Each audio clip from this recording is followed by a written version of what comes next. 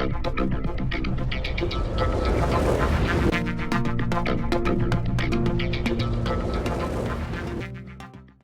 I am Ellen Farrow-Daniels. I'm a staff environmental scientist for OSPR, and have been working directly with them for just a little over 4 years now.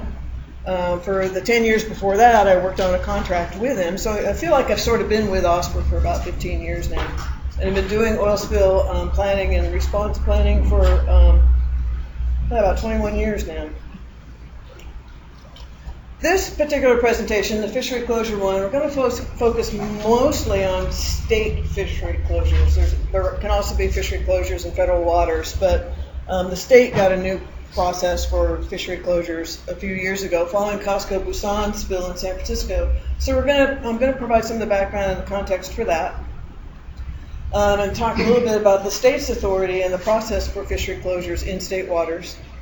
How we go about determining a boundary of a closure and making adjustments to that as time goes on and we get more information. How do we inform the public and the fishers? And where does fishery closure relate to the incident command system? I'll give you a heads up, it doesn't really. It kind of runs parallel to the incident command and the unified command. And we'll talk about, I will touch a little bit on what happens if there's a spill in federal waters, or starting in federal waters but moving towards state waters. You know, how do we play that game? And then, as I said, try and leave a little time for questions and discussion. Last time I gave this presentation, I thought it would be really straightforward. And based on the questions I got from the students, maybe it wasn't. You know, there were lots of good questions. So keep me on track and keep track of your own questions as we go through it. So the Costco Busan oil spill in 2009 is kind of what triggered the state fishery closure process.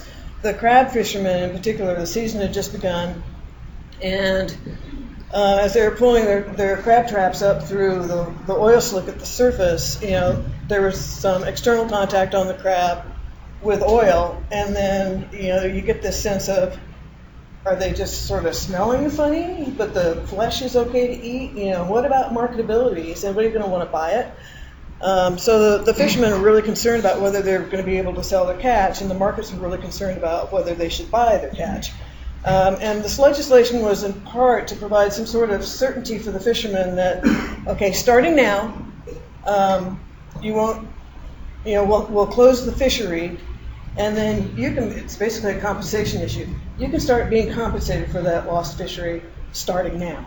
So it gave them a little more certainty. And the process also allows for testing the shellfish or the fish to see if it really is contaminated. We'll talk a little bit about that too. So the way this always goes is you start with the overarching legislation that provides, you know, some general direction. Regulations get more specific about how you're going to implement it. And then you have protocols that are sort of, they're not regulations, but they're the guidance that tells you, okay, how do you implement the regulations? So what I'm mostly going to talk about are the protocols. I said before that they weren't really part of the, can you see okay? You had to dodge through me a little bit.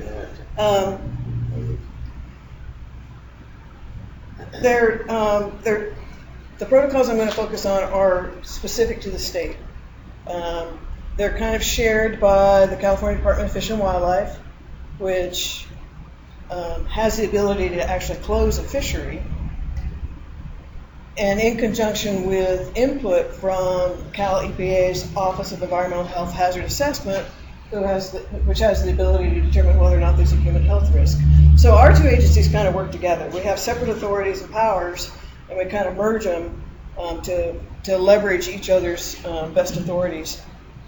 And then in getting that information and working with our other partners, we will sometimes engage our own marine region to get some idea on, you know, what fish are in the area, what's currently being fished. And then the California Department of Public Health, the Coast Guard, and NOAA are co-players in this. So the protocols that I'm going to talk about, the state fishery closure protocols, describe the response to a spill that's greater than or equal to 42 gallons and of a hydrocarbon and into state marine waters, not fresh water. So if you get a petroleum spill in Lake Tahoe or something like that, there won't be a fishery closure associated with that.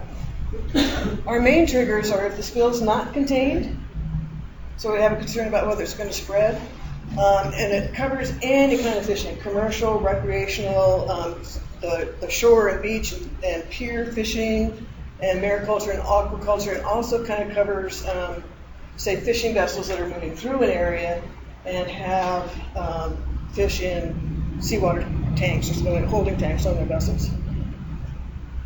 And just for the sake, because this is all sort of based on a clock, we have to make some decisions within the first 24 hours, and the next 24 hours, and then after the first 48 hours. We try to get a jump start on it by keeping track of potential fishery closures. So if a vessel is sinking but hasn't necessarily leaked anything yet, we kind of want to know about it so we can just sort of see, this is something we're going to have to react to. So our agency, the California Department of Fish and Wildlife, has the authority to close the fisheries, and then OEHA, Office of Environmental Health Hazard Assessment, which is part of Cal EPA, has the ability to determine the risk of human health. And so these two agencies work together, kind of touched on that before.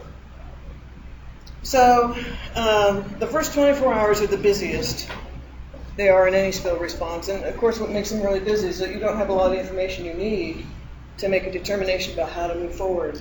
So it's a bit of a scramble.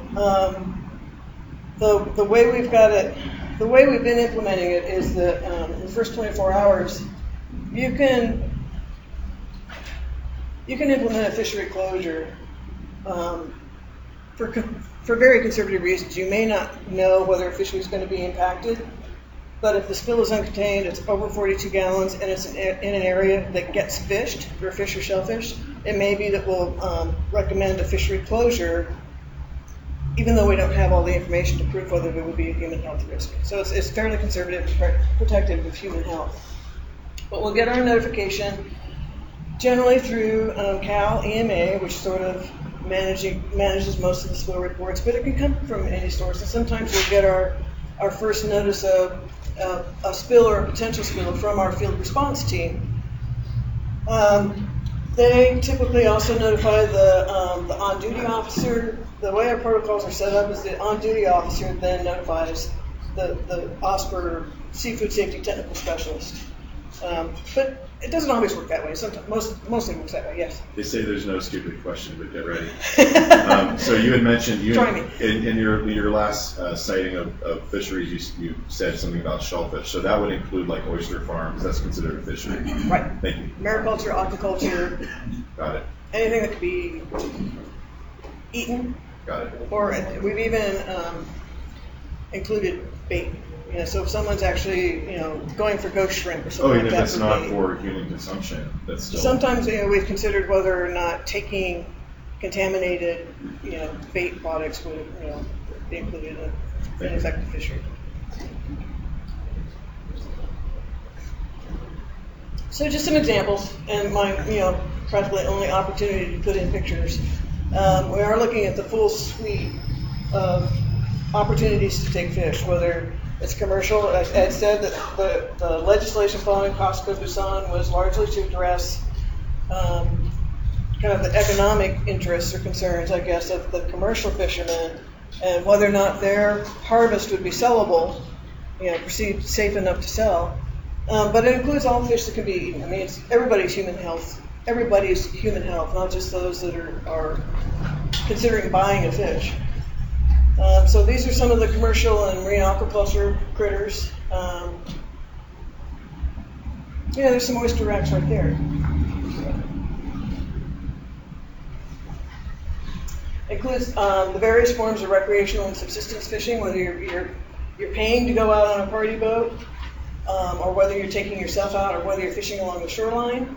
And it doesn't really matter what you're fishing for, whether it's one of the common fish or whether it's a shellfish. So still, in the first 24 hours, basically what we're doing is making our notifications. Trying to get some information, trying to give a heads up to a bunch of other people, including the NOAA Scientific Support Coordinator, because then they will decide whether or not, who and when to tip off their folks in NOAA for a potential federal waters fishery closure. So a heads up goes out to the NOAA SSE, and because we love Jordan and use him as a source of information for everything else, he's not just thinking about how he may notify upchain, but he's starting to provide us some information on trajectories and everything else that will help inform closure boundaries. So the two key people in the past that have been working on this have been me, I was for about 4 years, and then up until just recently, the OSPR designated seafood safety technical specialist. And then Susan Clazing from Office of Environmental Health Hazard Assessment was their technical specialist. And we've kind of switched things around. I'm just doing ART right now, and Randy is Randy Imai is our initial seafood safety technical specialist. But regardless of who's filling those roles, we may report to the environmental unit at the command post because that's where all the information comes in, right? It's not because this is part of ICS or it's being run by the Unified Command, but because that's just information central. So, mentioned before, OEHA's job is to determine whether there's a public health threat, or in this first 24 hours, maybe they can't determine yet whether there's a potential health threat, but they may just sort of proactively and protectively close the fisheries just in case. So the first 24 hours is, do you need to or should you? If they recommend a closure in that first 24 hours, then they notify the Department of Fish and Wildlife director in writing, and that could just be an email of the recommendation. And then ahead of that, this bullet should actually be up ahead of this, but we've already discussed the prospective closure boundaries. Sometimes it can be the same as the Coast Guard security zone, but that's not implemented, and it doesn't have the same sort of lifespan as a potential fishery closure. But sometimes it can be sort of the initial boundary. We'll often talk with our state on-scene coordinator, the SOSC, about what they see as. It's tough to come up with the boundaries because you want something that's sufficiently protective and has sufficient buffer around the area you think might be impacted, and that's kind of based on the trajectories that Jordan gives us. But you don't want to be so all-encompassing that you're just shutting out all the fisheries that aren't going to need to be shut down yet. So it's a little bit of a ballet to figure out what the best boundaries are, and trying to fix them to points that are generally recognizable, like a bridge to a bridge or something like that. So everybody can sort of recognize them. It's a little harder to do that if you're in an offshore area and you're just working with lat long and all that kind of stuff. But we review those prospective closure boundaries with the NOAA Scientific Support Coordinator and the State On-Scene Coordinator. If we have time, we work with the GIS folks to develop a map, because that picture worth 1,000 words sort of thing, especially if you're in an offshore area. It's helpful to have a map. But we try to make a clear narrative description too, and I'll tell you why in a bit. So that's what we're doing in the first 24 hours. We don't have to do a closure if OEHA finds that there's no public threat, or there's not likely to be a public threat. And that could be because the spill's been contained. Maybe it was over 42 gallons, but we feel it's contained and being dealt with. It's not going to escape to an area that's being fished. Or sometimes we have a spill in, say, Long Beach Harbor, and you have a lot of areas that just aren't open to public access for fishing. Boats may be going through there, and maybe some might be throwing a line out into the water as they're going past, but typically there's very limited access. Or the Coast Guard established a safety zone, and it's sort of the de facto, don't go there. If you can't go there, you can't fish there, you can't eat the fish from there, so there's no threat from there. So that's, we can kind of play that in a couple of different ways. If there is a closure recommendation, the fishing, I still have a hard time remembering. The Fish and Wildlife Director issues that closure declaration. That's in writing. And then there are a lot more notifications that go on. Sorry, wrong button. The OSPR person notifies the state on-scene coordinator. Work with the public information officers on the press releases. Do communicate the information to the Unified Command. It's not their decision, and the decision isn't made under the direction, but certainly they need to know how to speak to fishery closures within the response area. Coordinate signposting. I'll show you some examples here in a minute. And then, this is where we have to have a narrative description. If there's commercial fishing that's being closed, we'll do an announcement through the weather forecasting office. They'll just send an announcement out on the weather channel, basically, of where there's a fishing closure. It's morning or it's late in the week or something, but I'm already snoring. We've only had to do this a couple times, but we've tried to be really clear in sort of a narrative description of an area, like, sort of snapping it to a minute of latitude and longitude or something like that, so that it's easy for fishermen to find and follow. All this has been kind of written up in a little binder of protocols, or a bunch of different flowcharts to get through the first 24 hours, the next 24 hours, the next 48 hours, and then what happens after that. So there's a bunch of flowcharts of steps. But probably the most important part of the protocols are all the appendices, where we have all the agency contact information,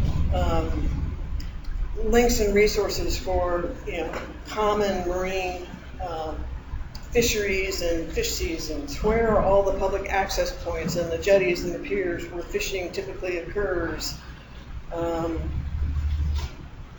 Templates for press releases, a template for the weather forecasting office announcement. So we have a lot of supported material within the appendices. The protocols don't take up that much space. The appendix information takes up a little bit more. I think all told it's maybe 50 pages or so, but it's mostly resource and response information that we hope stays up to date and is pretty key and central.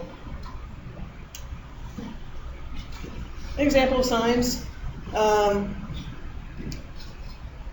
Fishing occurs, by folks from different communities and, using different languages, and so the focus was on trying to find, icons and symbology that translates well in any language. We don't have most of our wording yet in other languages, so we're kind of relying on the pictorials. And then when we post, we've been trying to, we'll post on anything, the common access points. If we're along a path, we'll just kind of stake little signs in. And with a recent one down in Long Beach, we also posted that GIS-generated map of the closure area. This one was a little tough because it was actually out in open water between a couple piers. There was no fishing on the piers anyway, or the breakwaters or jetties or whatever they were. But there was, some possibility of a fisherman passing through the area and throwing out a line. So we had a box in the middle of the water, and it's hard to describe. When you're posting a sign on a pier, not every area was closed, but we needed to indicate what area it was. So we're starting to figure out ways to laminate or weather protect signs and put them up. So we got through the first 24 hours, and maybe we did a fishery closure, and it's just kind of okay. Now what? We're still holding back. We're still collecting information. So we're still trying to figure out, what fisheries are in the area that could potentially be impacted. Sometimes we'll do kind of, Jim, the question. Just a quick question about the notification of closed fisheries. So aside from the signage on site and the signage at like bait shops or places like that, do you do any electronic notifications, such as find like there's a lot of like user groups that are over the clamfish, whatever, or electronic notifications or email groups that might be maintained by the different? Yeah, the press information officers with the various agencies. So I get it. So you push that to the we kind of push that to the PIO and the Unified Command. So it goes out to the Joint Information Center if there is one. Oh. It goes through the various agency PIOs because they hit different target groups. The Director of Fish and Wildlife is sort of expected, hoped, implored to reach out to the specific groups, say subsistence fishermen or something, or tribes that may not necessarily be looking at our cow watch spill site every day. There are a variety of avenues trying to reach out, and of course it's still imperfect. Sure. I mean, we don't hit everybody, but it doesn't rely just on signage. But it relies a lot on signage because there are a lot of people that don't watch the news, but do look at the signs and sort of going out on the, walking out to the boat. So we'll continue to gather the information. Randy or I or somebody is relaying that to Susan. and to the OSPR management, kind of keeping everybody in the loop.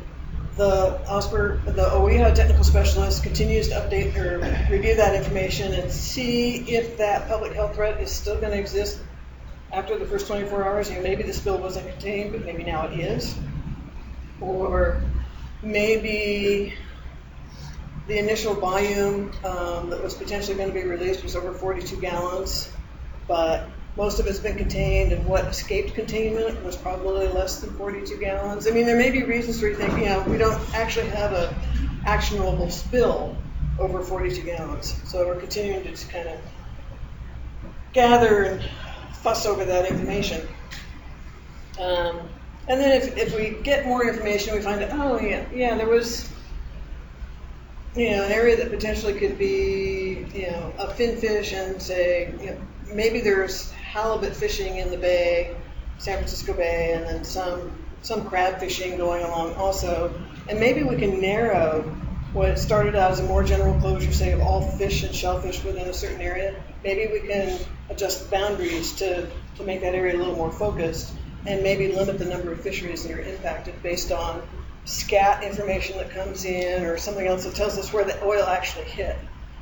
So we may be overprotective at first, and then as we get more information, we can be a little more focused in our protection. We may want to adjust the boundaries to reflect that.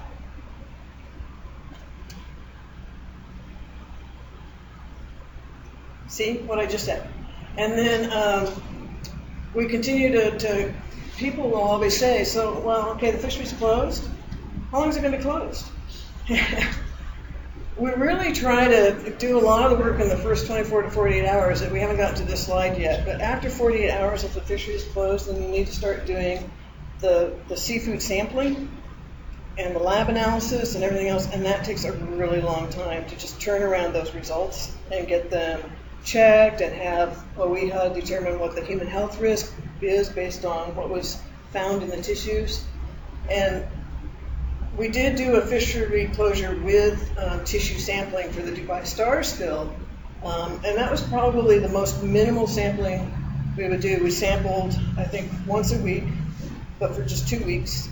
And still, by the time we got all the data back and the data analyzed, the fishery closure was like for 5 weeks or so. That's a long time. So we're really trying to be careful about closing fisheries. Closing them for good cause, and not just closing them so protectively that we really do more harm to the economy than good. But people are always asking, what's the likely closure period? And generally we'll say we're going to open as soon as we can. If that closure is in effect after 48 hours, then the Fish and Wildlife Director does order the expedited testing. Expedited is sort of a funny term. It doesn't really happen any faster than normal. But OEHA convenes a Seafood Safety Technical Advisory Group, and then they come up with a sampling plan, and then OSPR helps lead the field collection of the tissue to send out for analysis. Ellen? Yeah? You said that after the first 24 hours, the evaluation of available data, the boundaries can be adjusted. Is there a limit on the adjustment that can be done? Could it just be totally lifted at that point? There could. Okay. Without any adjustment? Yeah, without any adjustment. You could just say that the spill's been fully contained, or there was no fishing in the area, da-da-da-da-da. Never mind. How do you evaluate fish if the fishery's closed and there's no fish? How do you what? If the fishery's closed, nobody's fishing, how do you evaluate the toxicity of a fish? You still collect the fish. So someone goes out to catch one? Yeah. In a closed fishing zone? Yeah. Who does that? Generally, Marine Region or Fish and Game, Fish and Wildlife. So fish and game is still fish. We haven't actually gone out to sample fish yet, but you'll have to harvest some to send out for analysis. Yeah, exactly. Okay. And probably, depending on how the sampling plan is written up by OEHA, they may have some fishing in the non-closed zone and some fishing for tissue to sample in the closed zone to be able to compare. I'm going to start speeding through this a little faster. The labs do their analyses of the tissue that's been collected according to the plan. Sometimes a sensory analysis will be done at the same time. I mean, if it smells funny, sometimes it is funny, and smelling funny just may be enough to put the market off buying it. Whether or not the food can be safe to eat, but people might still want not to buy it if it doesn't smell right.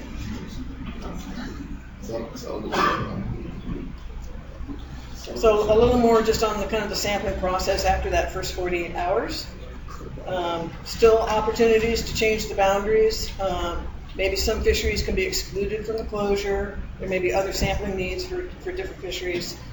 And all this is just kind of communicated in writing, informal writing, sometimes just emails, but what the perception is of the health risk is supported by the data. And then for the fisheries to reopen, Fish and Wildlife can reopen the closed areas within 24 hours of we have sending a memo. That memo has to say that there's no continued threat to human health. Then those posted signs can come down. The public is advised through new messaging through the public information officers. Sort of the weather forecasting office announcement is kind of reversed, saying that no fishery closure is currently in place, or the previous one was lifted. If the fishery closure gets maintained, and whatever modifications or changes to fishery closure are just regularly communicated through the press. So, state fishery closure does run under its own separate authority, at least for the state fishery closure. It's particular to the state. It's run by OSPR with cooperation from Office of Environmental Health Hazard Assessment. It's not part of the Unified Command. It's not an ICS position. So it's kind of like, I don't know if you guys have talked about like natural resource damage assessment, and it's running parallel to ICS. This kind of like that runs parallel to ICS. It's not driven by the feds. It's not driven by the responsible party, the person who spilled the oil. It's not a drill objective. I mean, it's something that the state does pretty much on its own. Okay, federal waters. NOAA and the National Marine Fisheries Service, part of NOAA, has the jurisdiction over fisheries in the federal waters. They have a seafood inspection program, a National Seafood Inspection Lab. If fish or fish products are going to go across state lines, then the Food and Drug Administration steps in. So for spills in federal waters, generally what we do is we'll have the environmental unit leader just notify NOAA, NIMS, and FDA regarding the potential for a potential seafood safety issue that they may want to address. There are general procedures for that too that have been updated since the Deepwater Horizon spill. So they generally follow these procedures. If there are fishery closures in federal waters, then the feds develop their own sampling and analysis plan. Again, sensory analysis may go on. That's happened in past spills, and it's used fairly commonly. The Food and Drug Administration does the human health risk assessment, and then they have their own little review cycle and processes for determining whether a closed area should be maintained or modified or reopened.